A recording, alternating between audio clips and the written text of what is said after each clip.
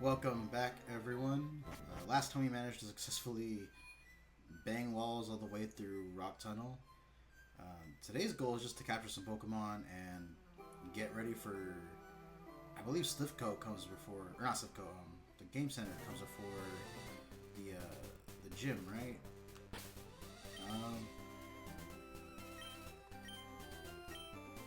Let's go ahead and put Longboy in the first spot so we get some training with him. I gotta face one of them, right?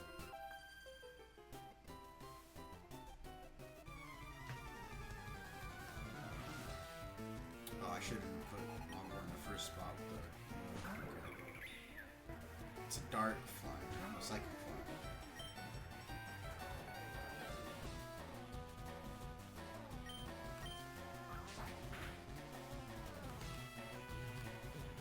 Damn it.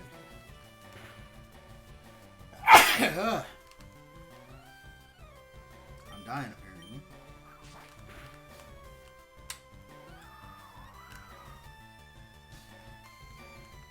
So on the bright side, the heat wave is temporarily over. Instead of it being like 108 degrees, it's a very nice, simple, like 90. So at night it's cooling off to like 70, which is really nice. Not burning to death anymore. We gotta get you out of there.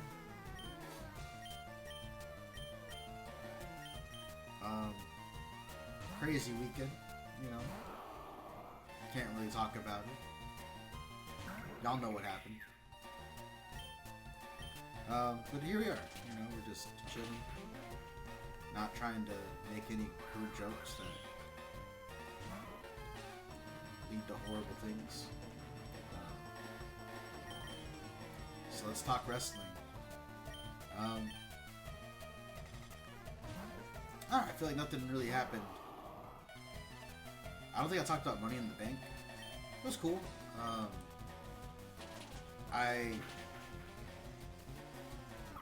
I'm conflicted on the men's Money in the Bank briefcase because on one hand, it's always fun to have it floating around, but at the same time, we went from having Austin Theory holding it and just failing repeatedly for like, I don't remember how long he had it, what, 6 or 7 months? And then we went into Priest having it for like 9 months and just not cashing in even the most opportune moments, and then finally doing it at WrestleMania.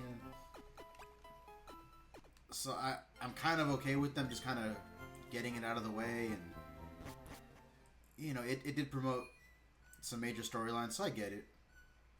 But I do like the idea of just having that in the background of, alright, you know, is this gonna be used or not? And both LA Knight and Jay could have used it, but it's no big deal.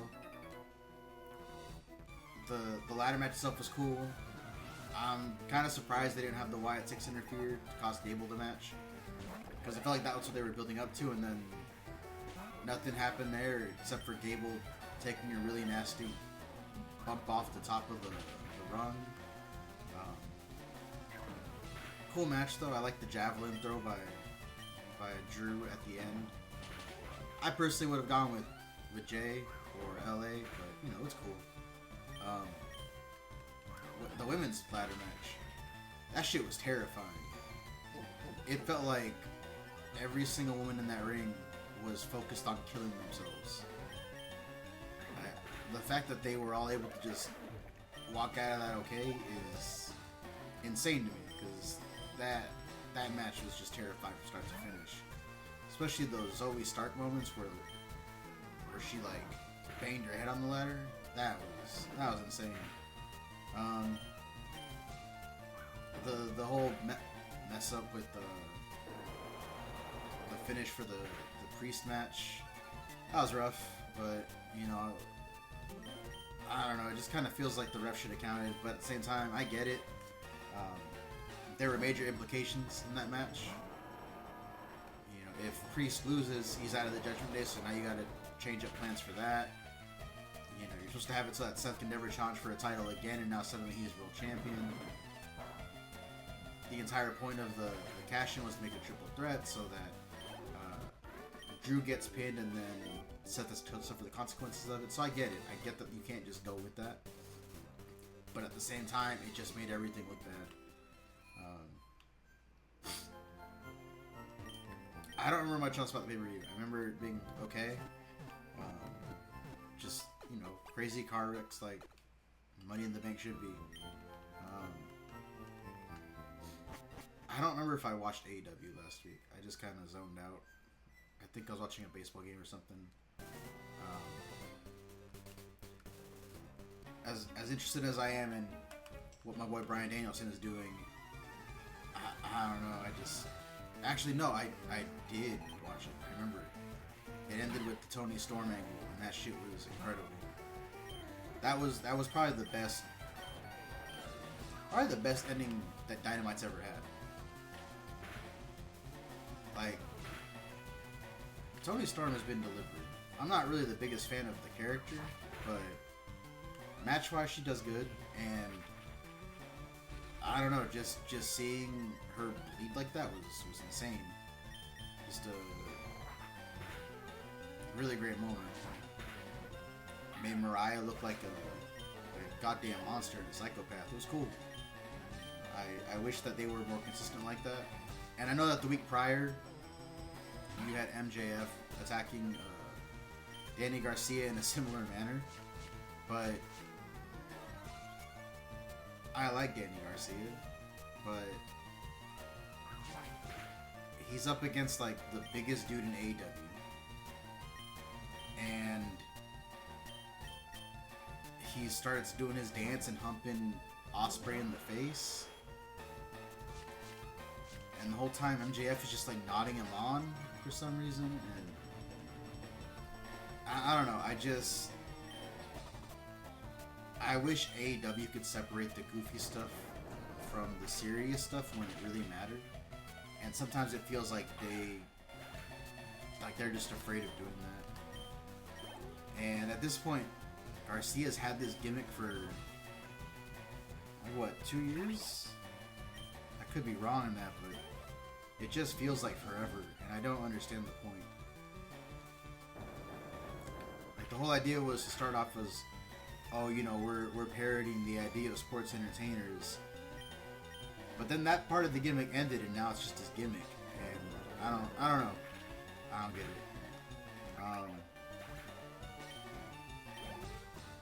I don't know. All In looks cool.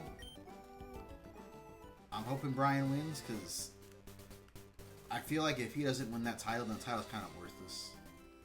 And it's not anything against any previous champion.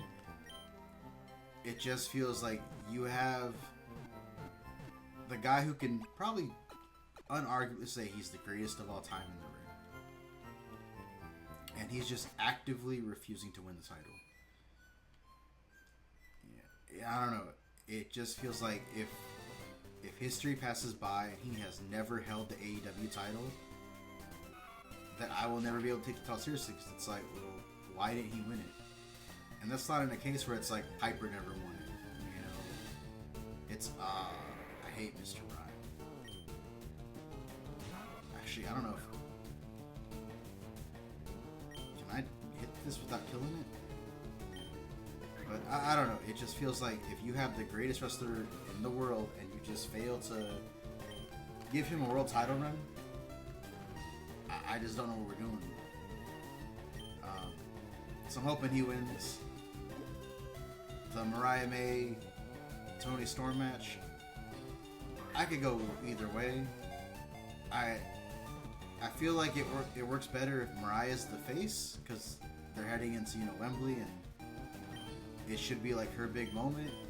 And I'm sure the Wembley crowd is hot for her, you know. Feels like you'd want that to be something that the entire AEW fan base celebrates, not just, you know, her hometown, her home country, region. But yeah, that should be fine. They're going for MJF versus Garcia or Ospreay, a triple threat. I don't know.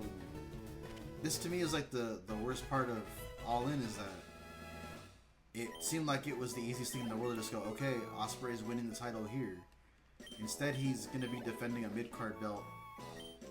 And I don't even remember which mid card belt is this. This is the one that was created for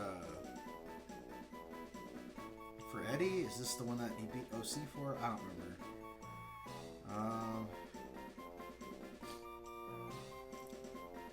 Mr. Rhyme. It's a woman.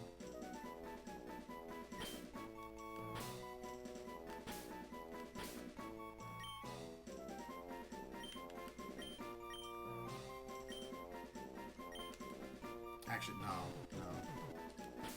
Let me make sure I'm spelling this right.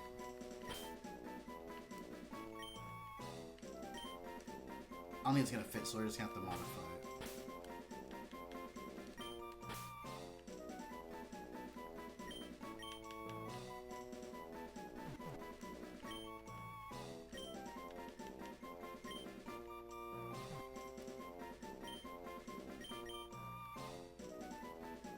That works.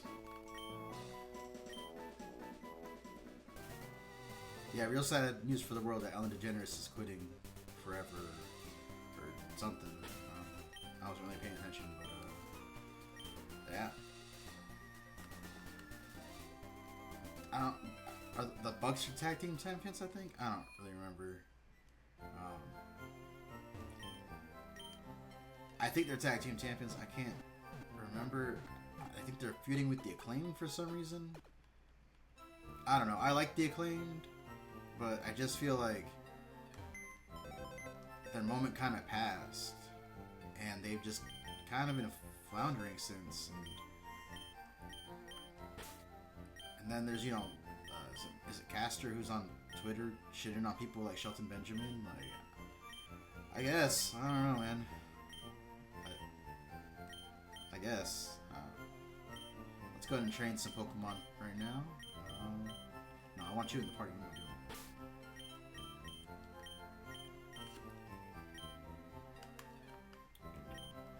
SummerSlam's looking cool. I'm looking forward to Gunther and Priest. I'm cool with either one of them winning. I like Priest. It's just a shame he's had some like really messy title matches between his foot getting caught in the rope in Scotland, and then the whole finish at Money in the Bank. He just needs something like really clean and definitive to be like, yeah, I'm that dude. His face turn's coming along nicely though, so that's cool. And Gunther's Gunther. Nothing more needs to be said about that man.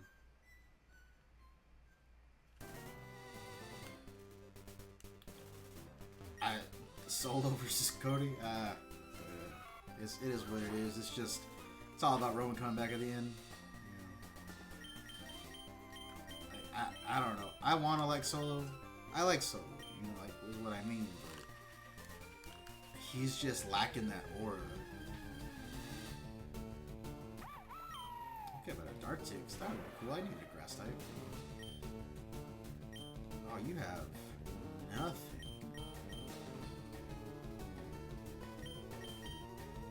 Alright, let's throw some knocks at you, I guess.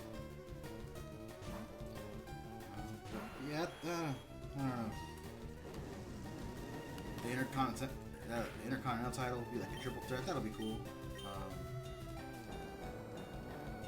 Why the fuck is Braun so fast? Like that dude is too big to move in like that. It's terrifying. That's enough wrestle talk for right now, though.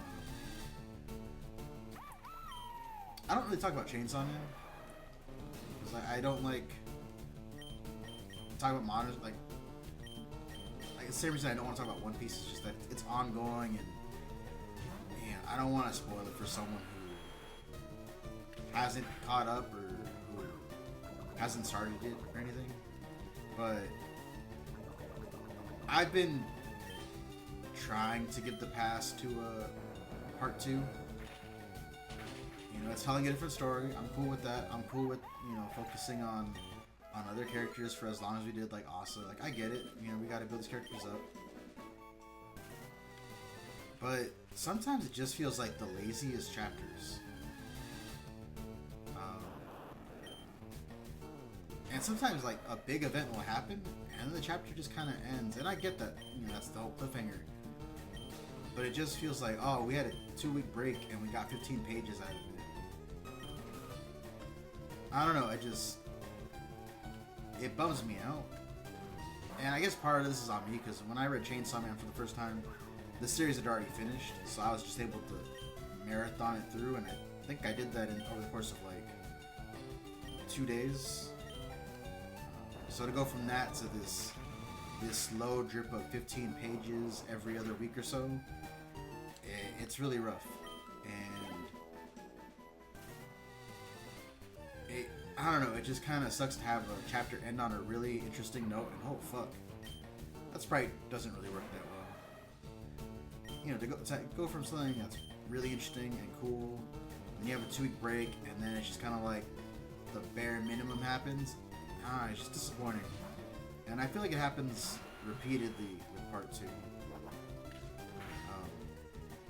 I trust Fujimoto though. You know, I loved part 1. Fire Punch was a read. I enjoyed it. You know, Goodbye Area was great. Look Back was great. So I trust him, but at the same time, it just feels like, I don't know. I'm not really getting hyped for Chainsaw anymore, because it just feels like it's gonna be the bare minimum happening in every chapter. I like where the story is going right now. I feel like it's the first time where I feel like something's actually happening in a long time. But there's also part of me that's like, hey, I'm hoping this isn't real, because that character was really underdeveloped, and it felt like there could have been way more done with her. So I'm conflicted there, but I'm just gonna let him cook. I don't know, it just sucks to feel that way about Chainsaw Man, because part 1 was so great, and part 2, you know, at this point, it's been over a year, and it just feels like Fujimoto just kind of phoning it in to get that extra paycheck. And you know what? Respect, honestly. I'd do the same damn thing.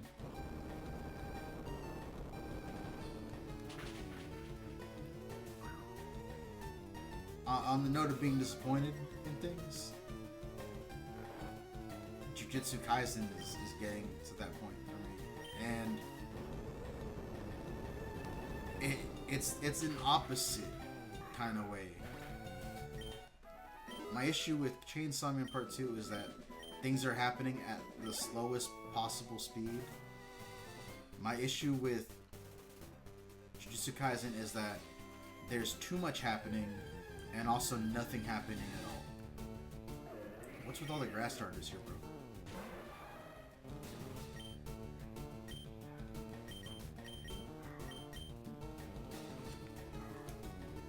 Like, we went from the Shibuya incident, which is just incredible, one of my favorite manga arcs in anything ever. And then suddenly it's like, the Colon games just kind of felt disjointed, and like, there wasn't really an idea in mind with everything. But there was an idea in mind, you know.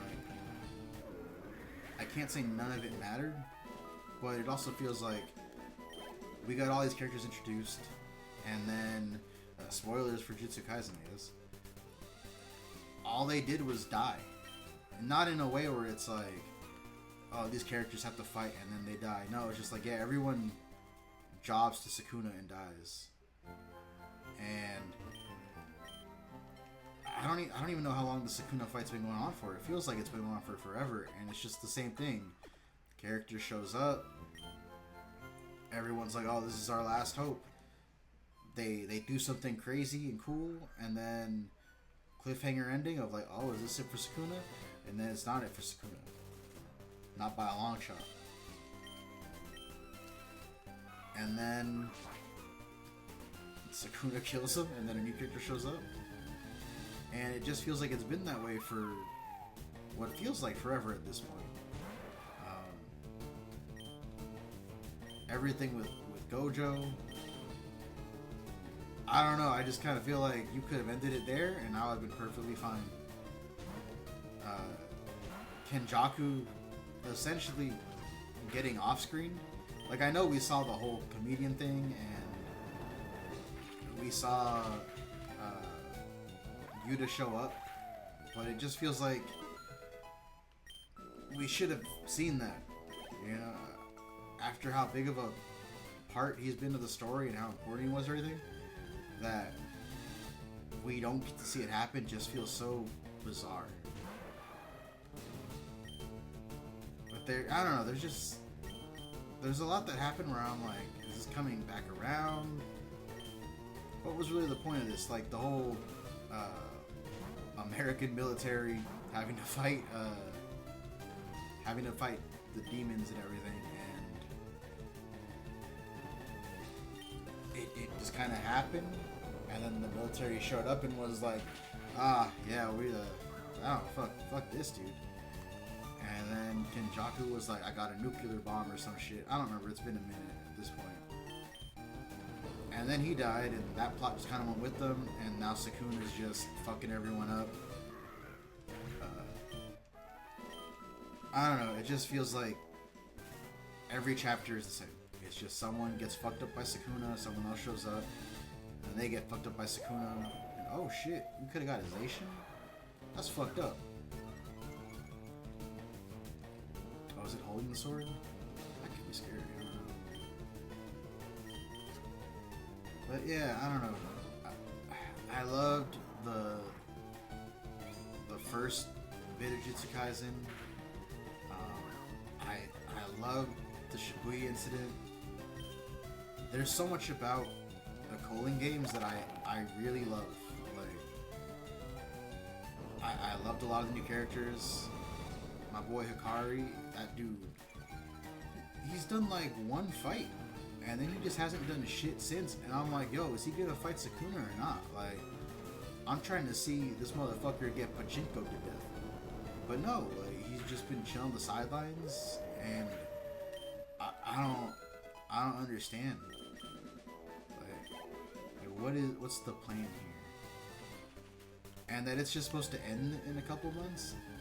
I don't know. It just feels like there's no way this ends in a satisfying manner, and it bums me out because I can't think of a manga that, or anime really, because the anime is what I started with. I can't think of a series that has hooked me in to this level so quickly since maybe Attack on Titan, back when the manga first came out. And to just kind of see it spiraling, it feels sad. I don't know, I really like the series, and it just bums me out to see that we've been in Sukuna hell for the past year, I think, at this point, right?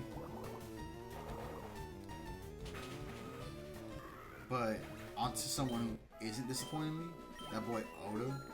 That boy's cooking. Like, god damn, bro, One Piece has not disappointed in forever at this point. It's just so good. Like the man is just delivering. I'm not gonna really go into that anymore because that's a lot of spoilers. But the point is, if you're not watching One Piece, you should start watching One Piece. And if you are watching One Piece but you haven't caught up, hurry up, catch up. What are you doing? Take a day off of work, bro. Like, just speed the fuck up, because it's worth it. And if you're in Dressrosa, read the manga.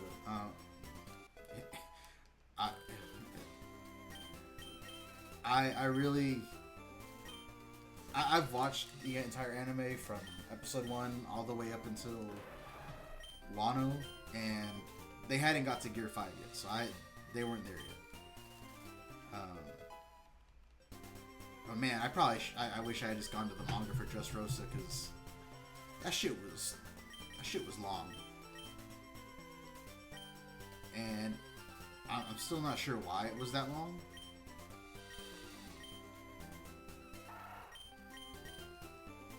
Like that's one And it wasn't even the manga. Like, the manga, I'm sure it was long. I'm sure the manga for Dressrosa was long. That was like, what, 2 or 3 years of real time for Dressrosa, if I'm not mistaken?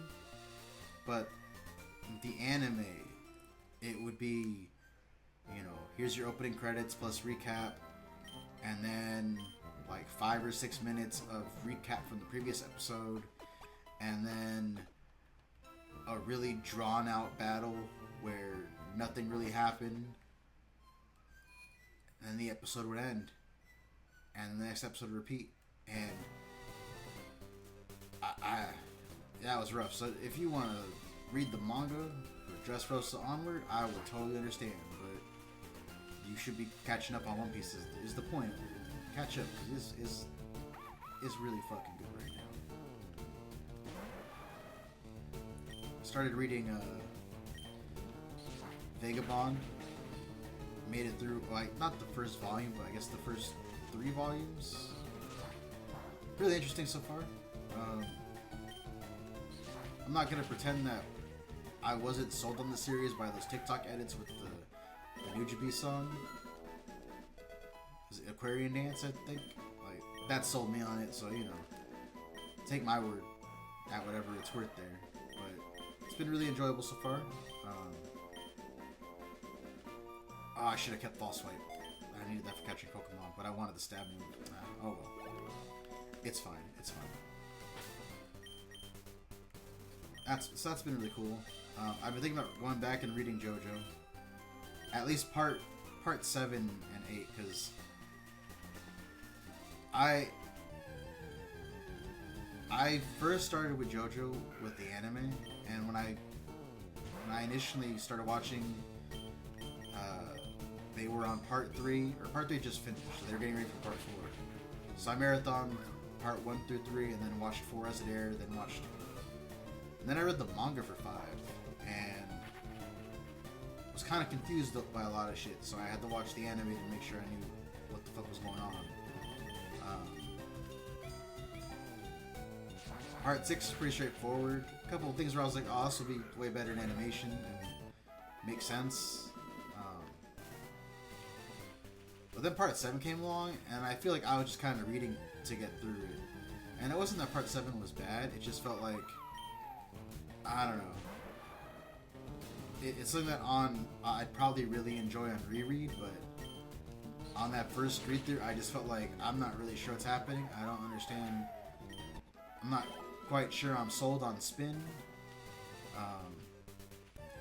Still not sure why, you know, we're so far into this series, and we're not really sure what the main goals here are for anyone. I'm not sure why Dio's a dinosaur. And I enjoyed a lot of it. You know, I really enjoyed Dirty Deeds and Valentine. They were cool, but there were just some parts where I was like, I'm not really sure what's going on here. So I think I gotta go back and reread it. But more than that, I think I gotta go back and reread part 8. And part 8's really different from everything else, because with part 5, 6, and 7, I was able to read it, you know, from start to finish, like over the course of a couple of weeks. Because at that point, they had already finished. When I got to part 8, I don't even think it was halfway.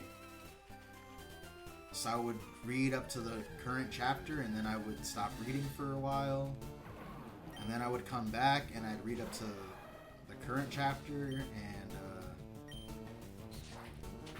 then I would disappear for like 2 years, and I'd come back and check in, and we were like on the doctor chase, so I was like, alright, I'll come back when this is over. And then I walked away for a year. When I came back, we were still in the doctor chase. And I was like, alright, well maybe, it seems like it's close to the end, so I'm going to start reading it, you know, as it happens. And then it felt like there was another year where we were just on the doctor chase. And then it just kind of ended, and I felt like the opposite of what I felt when part 6 ended. Because when part 6 ended, I was disappointed. but it was more of a hurt kind of disappointed. Like, oh, I can't believe that they didn't succeed in the traditional manner. You know, I can't believe that, you know, the characters in front of me aren't the characters that I've spent the past, you know, 6 series with. With part 8, it just felt like, oh, that's how this ends? Like, they just kind of go out to eat? So, I don't know, I think I gotta reread part 8, because I just remember being disappointed by the ending. I remember at one point I left off, and they were on a ski lift, and I forgot her name. The main girl for that part, she fell off the ski lift or something, and homie with the fuzzy hat was like, leave her. And then I stopped reading for like a year, came back, couldn't remember what chapter that was, eventually found that chapter, still wasn't really sure what was going on, and then just kind of rode that thing out, snail's pace to the finish line. So I think I gotta go back and reread part 8. Part 9 came out, I don't know the release schedule. I remember I read the first chapter or two, and I was like, tight, new JoJo. And then I just stopped keeping up, because I was like, you know, if JoJo Lion, I don't know how to pronounce it, if that shit took like a decade, and I'm in month 2 of JoJo Lands, I think I need to kind of wait a minute. And at this point, I think it's been like a year and a half, right? So it's probably time to start reading some JoJo Lands. I don't know. It's weird because I really love JoJo, but I don't know, that slow drip release and the length of part 8 kind of just killed my desire to move on. And it wasn't like it was bad. It was a disappointing ending for me in a way, but it was enjoyable the entire way. It just,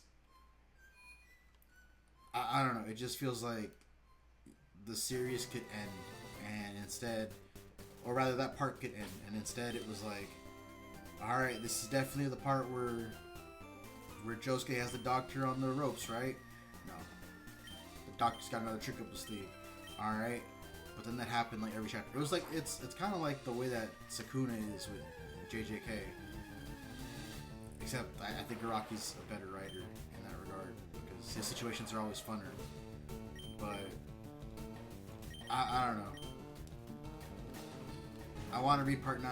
I want to catch up, but there's a part of me that's just thinking, you're going to catch up, and then you're going to have to wait 9 more years for it to finish. And it's not like I don't think I can do that. I know I can do that, but man, it sucks reaching a cliffhanger and having all these mysteries and just knowing like, oh, it's going to be 9 years before I can finish it. For example, like I started watching Game of Thrones with my dad. I watched Game of Thrones as it aired. Or rather, I caught up to like season 4 and then watched as it aired. So then I finished up the series, and for the longest time, I was like, yeah, I want to read the books, but I don't want to read the books and then have no idea when the next one's coming out. And I don't have to explain to any Game of Thrones fans, you know, what the issue there is. Because the new book has been on the way for the past, like, what, 14 years or some shit at this point? And there's still another book after that, so yeah, I want to read the books. I feel like I really enjoy them, but the knowledge that there's no real end in sight is just keeping me away from it, because if the next book came out, I would read them all. But right now, it just feels like, you guys, the book readers specifically, have all these mysteries that they've been waiting at this point, 10, 15 years for. There's no release date in sight, and I can't do that to myself. I can't imagine having this incomplete series just sitting in the back of my mind for 10, 15 years.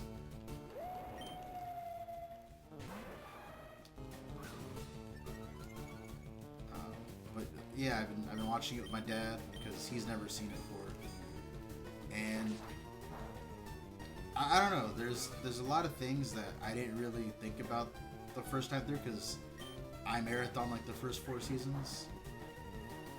And I'm not saying the series are bad, the first 4 seasons are bad or anything, but a lot of the complaints I heard about the later seasons, which I didn't really necessarily have an issue with, you know, I could feel the writing change, but it wasn't enough to make me go like, oh, it's the worst show ever now. But I hear complaints like, oh, well, now things happen too instantly, like a crow would be sent out with a letter and it'd be like a season-long journey. That shit ain't true. Like, a crow will go out and then the next scene is just like, yeah, weeks passed, and now the crow's here or whatever. I think we get rid of Pursuit. So, I don't know. I feel like there was some bad stuff in the later seasons, but it wasn't enough to ruin the show for me.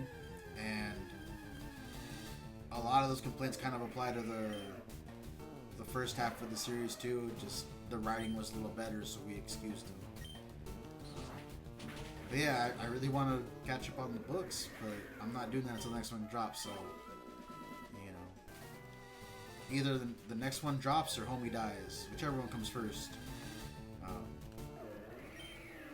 I know I said I can't consider myself, you know, I can't imagine myself living with the series, living in the back of my head like that for 15 plus years. But I'm a Hunter x Hunter fan. You know, I watched the anime. I haven't read the manga. I'm gonna say that right now. And the reason I haven't read the manga is because there's no end in sight. Like, I love Togashi, and I get it. You know, a lot of it's health issues. Man's got Dragon Quest to play. I get it. You know, I'm not hating on him. But it just feels like you could have ended the series, you know, with Gone on the World Tree like the animated. And that would have been perfectly fine. Instead, you know, you kept going, and now it's. Are they still on the boat? Like, I know what happens in the manga in terms of like the general idea, but I'm not reading it because I'm not about to get sucked into this manga and then have like a 7-year hiatus. Or rather, a hiatus with no end in sight, and then 7 years later, like, here's like 4 chapters. I can't do that to myself. I refuse to do it to myself. But every time I see, like, a page from, you know, where Hunter x Hunter is at, I'm just like, damn, I really want to catch up. But just know, if you do this, you're not getting resolution for, like, the next 14 years. I can't do that to myself. And it sucks, because I really want to read Hunter x Hunter. Like, I really just want to catch up. And I know I could do it over the course of a couple days, but when was the last new chapter released? Like a year ago? At this point, I don't know. I don't know if I could do it to myself.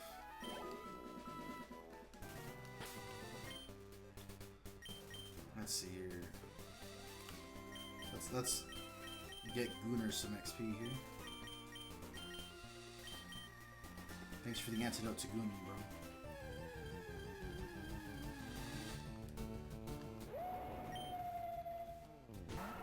I don't know, there's... I guess I'm just afraid of investing time into a series.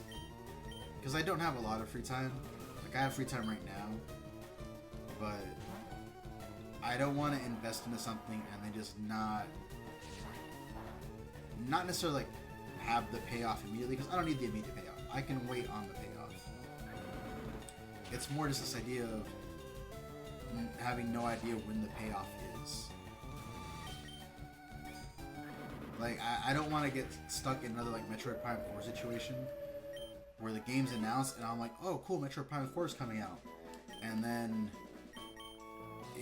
it's been like what, 7 years, and we're just now getting it. You know, with the guaranteed release date of 2025, guaranteed release date. I don't know. I don't want to invest in something and then have no end in sight, because I will sit with those ideas and concepts, and it will torture me to not know what's gonna happen, and more importantly, to just be like that for years at a time. I need resolutions in the things I enjoy. I need resolutions in life. Do you need this? No, we're good.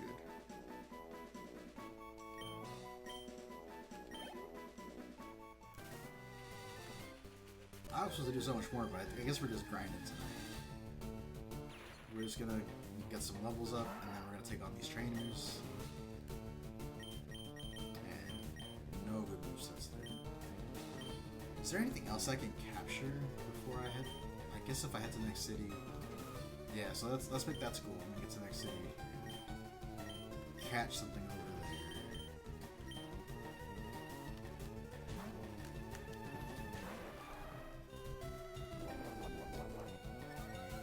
Lestral's update. I forgot about this. I signed up for the app tournament, which was on Saturday, I believe. And then I overslept because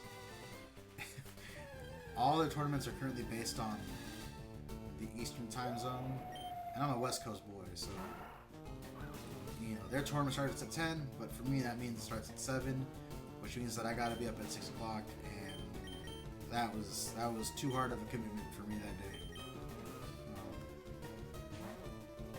Like I said, it's been really hot out here, and that heat was not comfortable to sleep in, so I overslept and I missed the Gap tournament.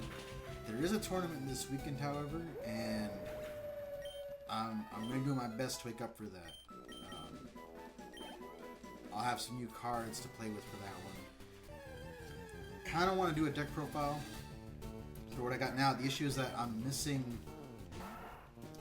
2 cards, 2 very specific cards, and I have like alternatives in the deck right now that kind of accomplish the same thing, but it's not as good as it could be.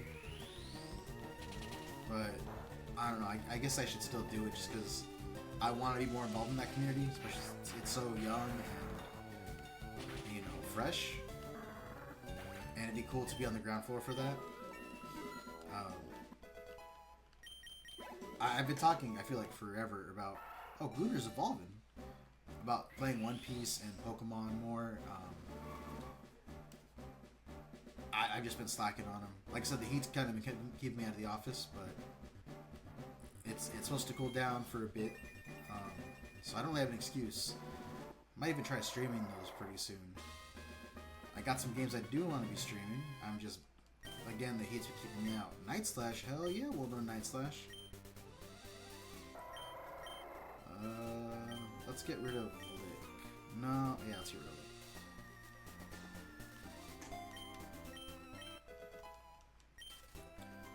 Yeah, I really want to stream Shin Megami Tensei. So we'll see about that. I also want to stream Beautiful Joe, but like I said, we're going to have to see about that. Not that I can't do it, it's just I got to make sure that 1, I have the proper time to do it, and that 2, my office is in an inferno when that happens. Okay, let's go ahead and let's not waste the XP. Let's go heal up, take on the last couple of these trainers, and then you'll catch yourself a new Pokemon and call it a night.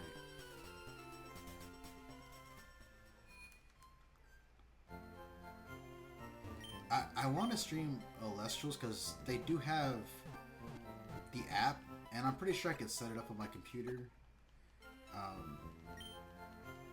via like an Android emulator. I forget what, I don't know if that's the right term for it, like, but was it called BlueStacks or something? I don't remember. So I'm pretty sure I could get that working. But I don't know. I'd have to figure that out, make sure it's working properly. Because the issue with the app is that there's no Windows equivalent. It's not like Dueling Book, you know, where it's available on PC. It's just only phone or tablet, I guess. And I don't have a tablet, so I can't use a bigger screen. So I don't know. We'll see if I can figure out how I want to do that. Because it'd be fun to stream it. The game's a lot of fun. App's kind of clunky right now, but you know, I think it's good for where it's at. I think part of the issue that I have with it is that not even necessarily its issue.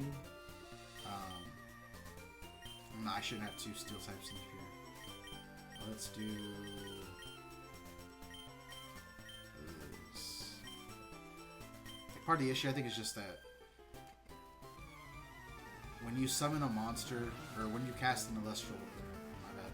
When you cast an Celestial, you have to give it an energy, and ooh, yeah, it's a good thing I didn't lead with the 2 steel types. Let's Rock Tomb, and let's switch out to Mudsdale. You know, so when you summon or cast, it's like, all right, instead of just hitting click, normal summon the monsters in the field, it's tap the materials you're gonna put onto it, tap the position, and then if there's like an effect or something, you have to expend. You have to. It's really clunky for a mobile device. If this was something on, you know, like I said, a tablet, and there's more room to work with, I think I'd be way better with it. It's just that it's asking a lot for such a small screen. And I'm really looking at side beam hit Mudsdale and not Nidoking. So I don't know, we'll figure it out. I mean, if I'm on the computer, I can make the screen bigger, obviously, and I can use the mouse. So a lot of my issues are gone. It's just a matter of having to set that up. And I don't know if I do that, if it ties into my regular account, or if it's going to be like its own license, because I don't want it to be like its own ID and lock me out of tournaments unless I'm using that account. So I don't know, we'll figure it out. Because the game's a lot of fun, a lot of cool stuff's coming out. The next set looks extremely busted. But, you know, we'll get there when we get there. Just Rock Tomb to death, right? Or is it fighting? I mean, that doesn't bother us. No, it's Rock Fairy. Yeah, poison is fun.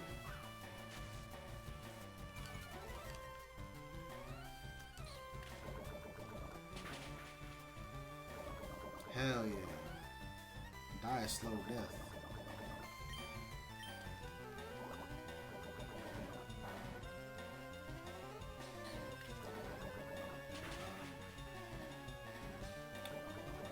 Of course, we're on the subject of card games, so I guess we gotta talk about Yu-Gi-Oh! Played some Retro with Justin today. My personal favorite format, Tengu Plant. We're gonna play Ghost Ran at a time.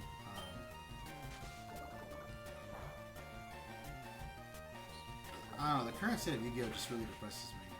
And I think I talked about this a couple weeks ago or whatever, but I don't know, it just sucks to have the game stuck in this one-carded starter into perfect board kind of deals where the hand traps aren't enough and board breakers aren't enough, so I don't know, it just feels like your first hand is really all that you get, and if you didn't open perfectly, then you just lose. I don't know. I'm not a fan of that. I really enjoy when a card game is like, hey, you have like, you know, 4 to 10 turns to figure this out. Back and forth between the players trading control, or with one player trying to maintain control. You know, that's fun to me. But the current state of Yu-Gi-Oh! Just feels like you're just measuring dicks in your starting hand, and then if you got the chode, you just lose. And I mean, I guess that applies in real life too. You know? But real life, you know, it doesn't cost $130 the way that a Fiendsmith does. And man, that price is insane. I know part of it's just because of the upcoming events, but oh shit, Namba's not here. What level is this thing? 19? Gooner, it's up to you.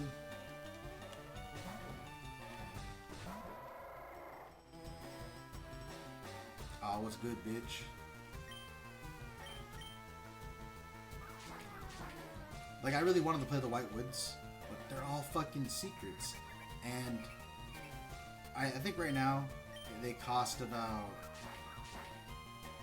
And this is all pre-release prices, of course, but it's like $20 to $30 for both of the 3-ofs. So, if I wanted to play that deck right now, I would be paying... Man, what am I paying here? I'm paying $90 for one card, or a set of one card. I'm paying $60 for the other set, so I'm already at $150. That's not counting anything else. And that just, I don't know, man, that's super depressing to me.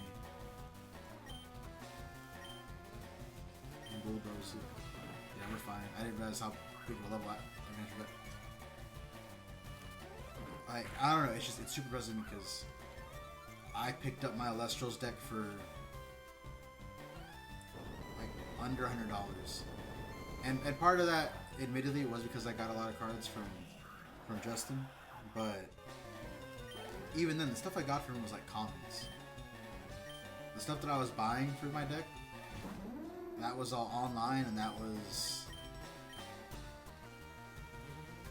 if I had to guess, I think I probably spent about $45 total to go beyond the starter deck and have like a fully functioning deck. Like my most expensive cards were like $15, so a playset was $30 to $45. And it sucks to go from having that convenience and that affordability, and then going into like, hey, if you want to complete this format, you need to pay at least, $400 for the Fiendsmith core.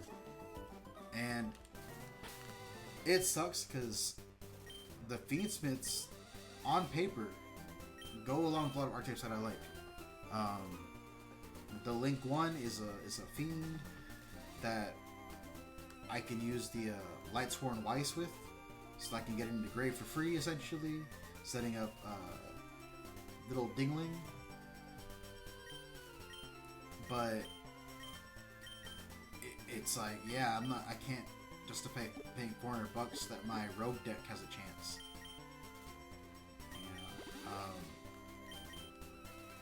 The Fiendsmith core is all about level 6. I love Virtual Worlds, one of my favorite decks of all time.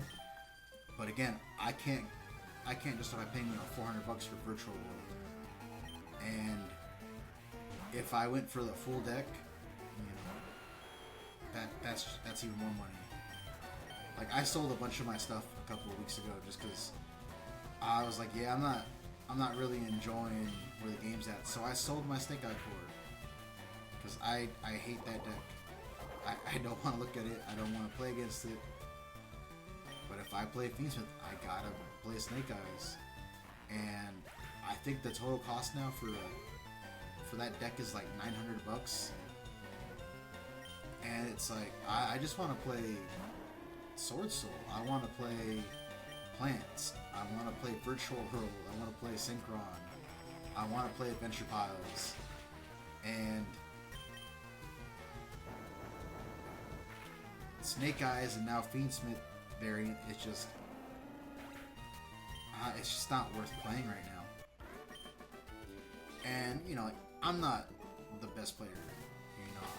It's not like I plan on going to Worlds or anything.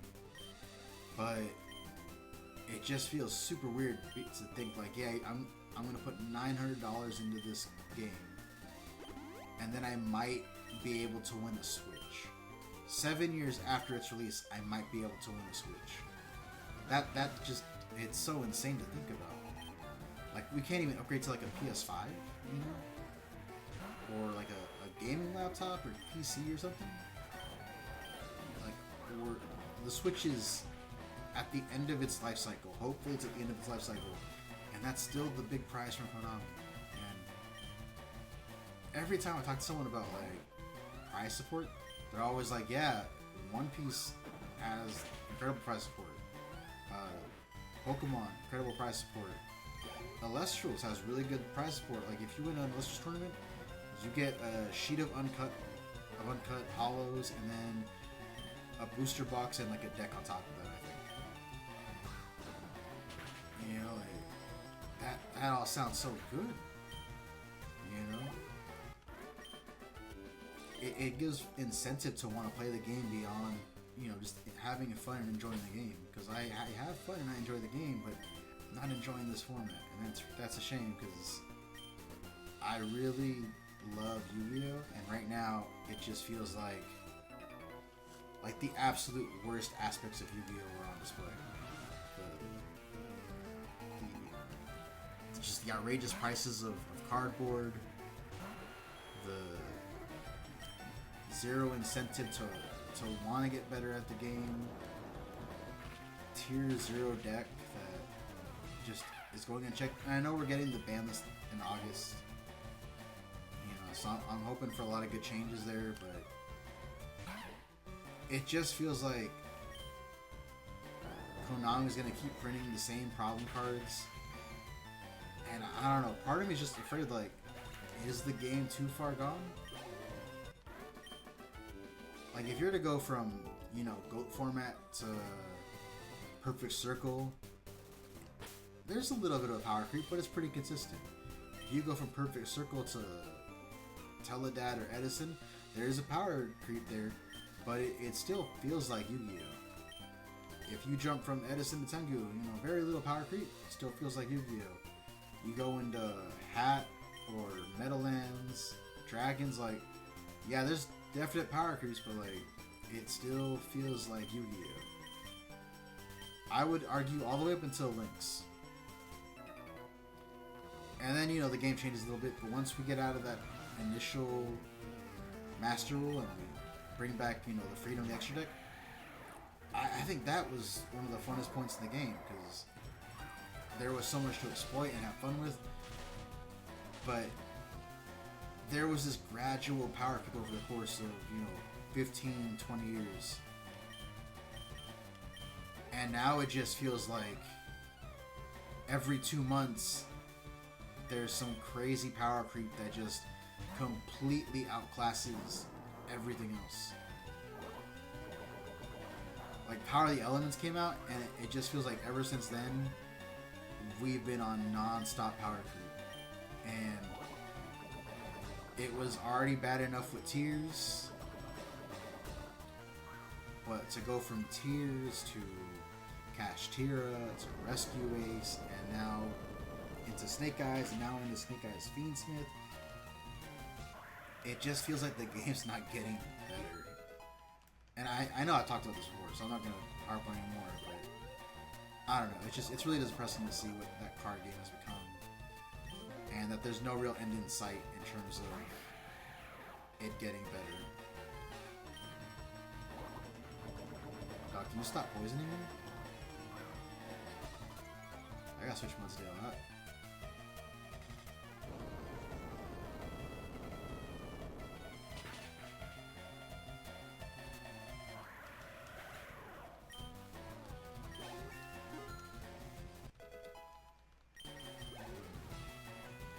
Yeah, we gotta get you out of there.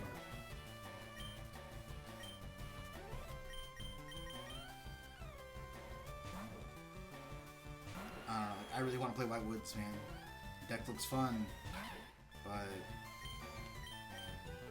it's a hard price to justify right now, and I gotta pick it up in the next like month or so, because the fusions are coming out after that, and those are gonna bring up the price of the deck. Like, I was really enjoying Centurion, but the deck just wasn't going anywhere. It felt like you were either doing Calamity Turbo Pass, or you were just losing. And part of that was because a lot of what hurts that deck hurts Snake Eyes, so, you know, that was a big issue. But it felt like we got this latest support and it didn't do shit. It was like, yeah, it's an extra tuner, which is cool, but it doesn't really fix the issues that the deck has. The deck needs a level 8 Centurion Synchro, because Emblema fucks you up otherwise. But we didn't get that. It needs to be faster to keep up with things. It just felt like the level 12 pool isn't really the best right now, outside of Calamity locking people, which I don't have fun doing. So yeah, that deck had a lot of potential. I really liked the art. I liked the idea. It didn't do anything. That sucked. The Ice Barrier stuff, that's really cool. But it's just come at this point in the game where it's like, yeah, this shit can't keep up with Snake Eyes Fiendsmith, you know? So, really cool strategy that just isn't gonna keep up. I love Manadium, or rather, you know, like this is one of my favorite decks of all time. But it's always been outclassed by something else in the format, and that's really disappointing. Like it's one of those decks where it's like, yeah, this deck had everything to succeed, but it came along during Kashtira format, and then once the Kashtiras were gone, it was the beginning of Fire, which just had so many resources to play through things, and the boards that were being set up were just hard to play through for the deck, and a single Ash Blossom kills you, so I don't know. And then Virtual World, I think that's really needs new support, man. Like, just give me a new gate. That's all I need is a gate. Give me a gate and then another starter. You know, just that's all I need. That's all I need. Just 2 cards. And like a level 12 Seeker would be cool, you know. But and then my all-time favorite deck, my boys, the Synchrons. The issue is that to play Synchrons, I gotta play the Wanteds and Diabells right now with the Adventure Engine, and again, it's just not fast enough to keep up. It's all very depressing. It's all very depressing to think about with that card game, because it's a game that means a lot to me, and right now it's just it's in such a weird state, you know.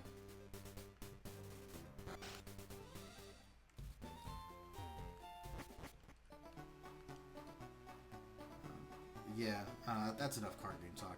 We talked a lot about card games, more than I wanted to. Let's catch this last Pokemon and call it a night.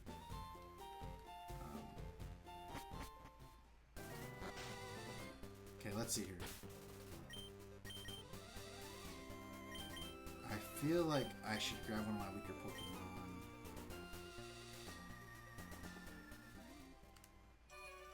Just in case I can't. I'm too overpowered or something.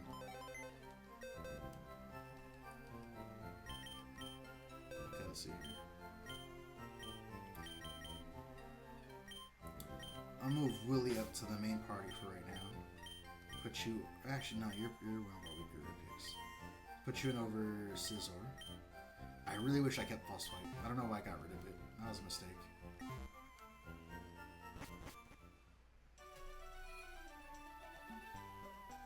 Alright, and let's see what we catch on Route 7.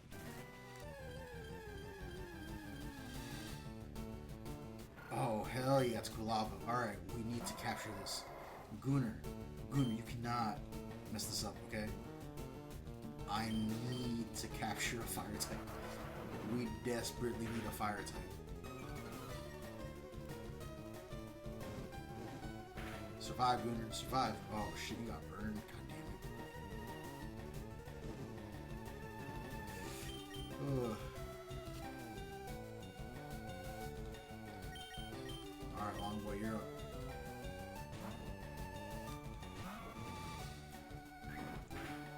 I'm begging y'all. Do not kill it. Do not. One more quick attack. Whew. Don't burn. Okay, let's get you out of there. Let's go Mudsdale here, because he ain't gonna die Kulava. Invoke the fear of Horse God on this little bastard here.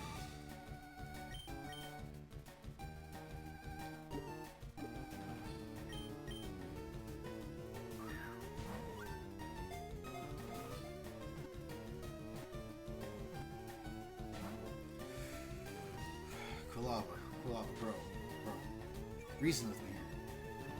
Let me explain the situation to you. I need a fire type. That's it. That's the entire situation. I want that fire type to be you. Because we missed out on Charizard earlier, and it's really been hurting my soul to think about. So just stay inside the bowl, so that we can burn things together. Kulava, bro, look at you. Look at the bro. You're like 2 HP. Just stay in the ball, bro. I'm running out of great balls. You don't understand. should have bought Ultra Balls before I did this. Alright.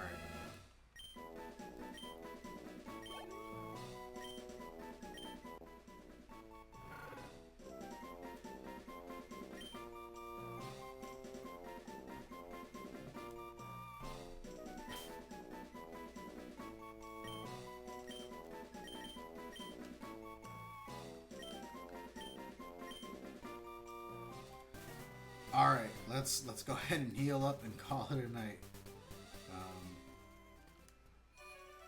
To those of you that made it to the end of my yapping and rambling, thank you. Sure. I guess I should also talk about this video that I put up last week. The Star Wars. It was produced by Disney. I put that video up, and then it took me all of like 2 minutes to edit, and then I forgot about it. So now it's my most viewed video on the channel, and I don't know how to feel about it. But I'll take some time to figure it out. So until then, peace.